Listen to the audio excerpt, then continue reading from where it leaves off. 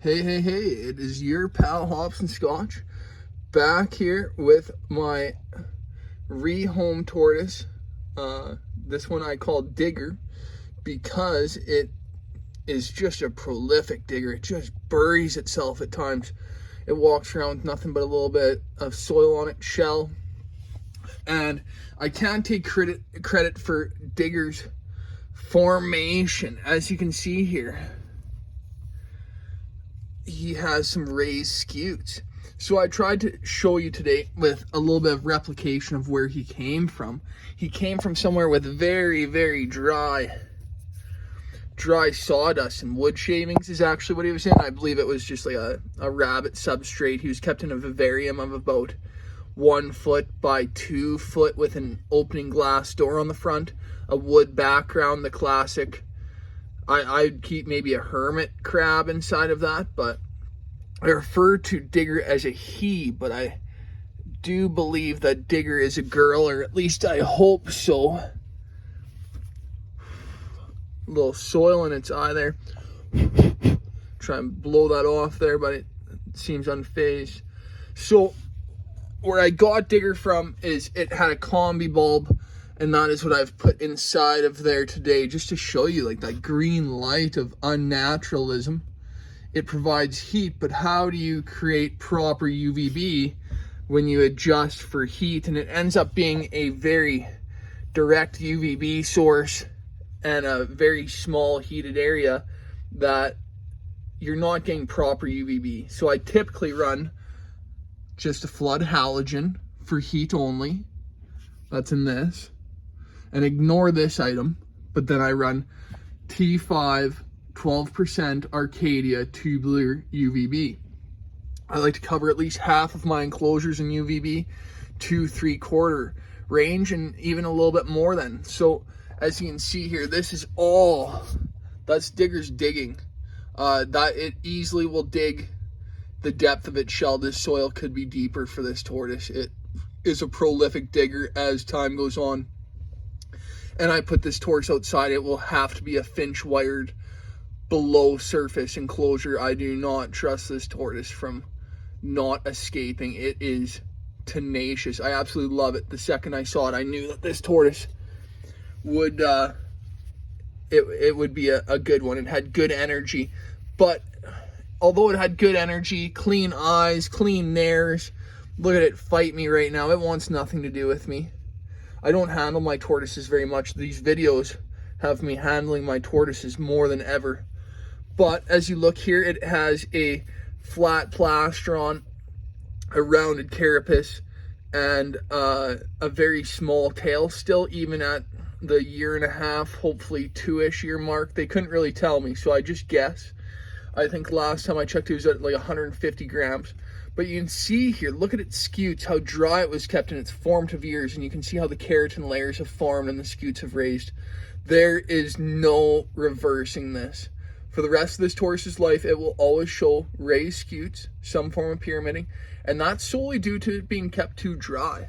So here I have in here, and I just rearranged that a bit, but so it's dropping. But I like to keep this one at 75% humidity, almost trying to counteract that, but it's almost too moist for a Herman's tortoise. A spot in like a humid hide, I used a ice cream pail for a while with this one. It didn't seem to use that space, so I removed it. I tried to create a humid hide out of an ice cream pail upside down with a little entranceway, and I'd keep that extra moist. But so touching on the topic of raised scutes, UV has a contributing factor to this. I believe it being kept with a combi bulb as shown here. That is typically a regular halogen. That's the difference. That is what's normally in here just for its flood heat. Between that, its lack of calcium sources. This tortoise will erase one of these rather often. It tells me I think it was lacking some calcium.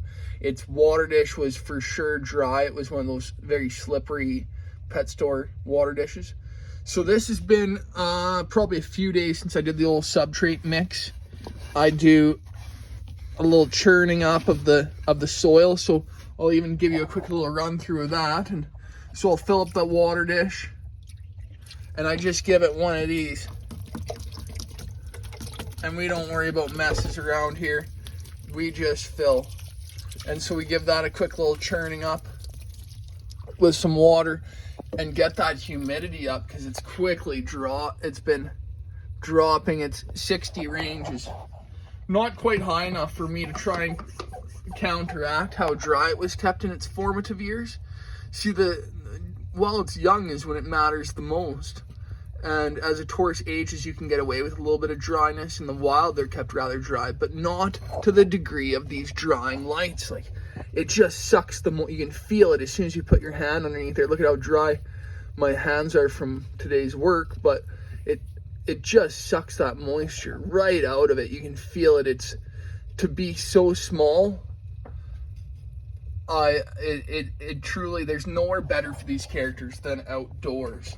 So on the mornings, I usually, especially if I can do this after the lights have came on, I give everything a quick misting, get that dust, be done with it.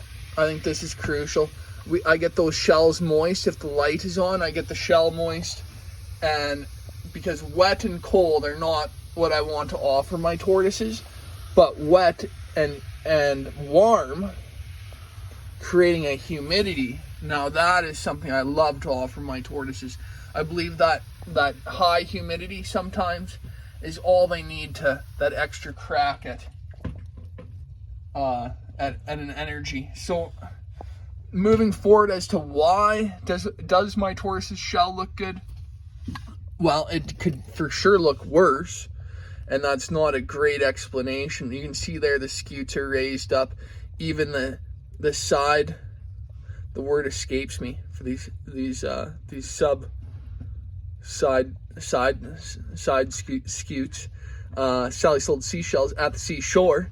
These side scutes here, how they're even raised up. This will never go away, no matter how properly I feed this tortoise, and how quality a UVB and heat that I provide, no matter the outside time. This tortoise has been formed. There's no going back from it. But there is moving forward from it, and that is, the goal is to keep things properly moist, a good high humidity. Look at that, we shot right back up to 75 after today's adventures of things drying out in here. I didn't get a chance to do a morning misting today. It's Monday, and Monday mornings are sometimes felt more than other days. So I like to do a churning up of soil like this. It gets rid of them bits of poop that maybe you missed and you didn't pick up. Look at the strength of this tortoise. See if you catch that again. Look at that. Oh, Digger, you strong chap. I hope you're a Sheila. But quickly, people talk about how hard it is to create humidity in an open table, but with plastic walls, a good high heat source, and proper moisture, anything is possible. I just nothing's too hard and out of reach in order to achieve with these tortoises.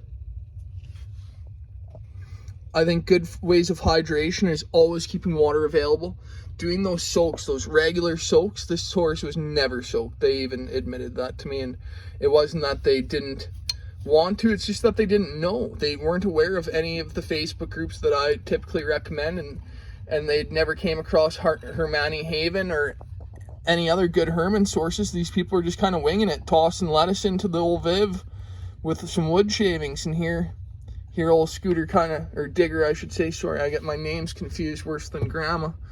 But there's a few things contributing to why this tortoise is so pyramided. Overfed. It was well loved. They gave it lots of lettuce, lots of carrots and stuff like that. I don't like fertilized products. As you can see here, today's meal was nothing but dried mallow, rehydrated. This is wild picked mallow from around my farm and around family friends' places, and as well as from the yard, and dried out. I rehydrate that by soaking that, and I feed about a shell-sized amount.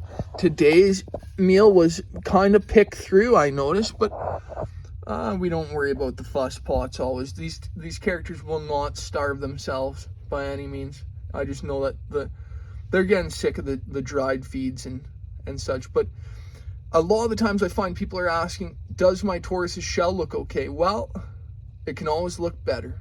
And with that, I'm going to sign off, and I hope you all have the best Monday.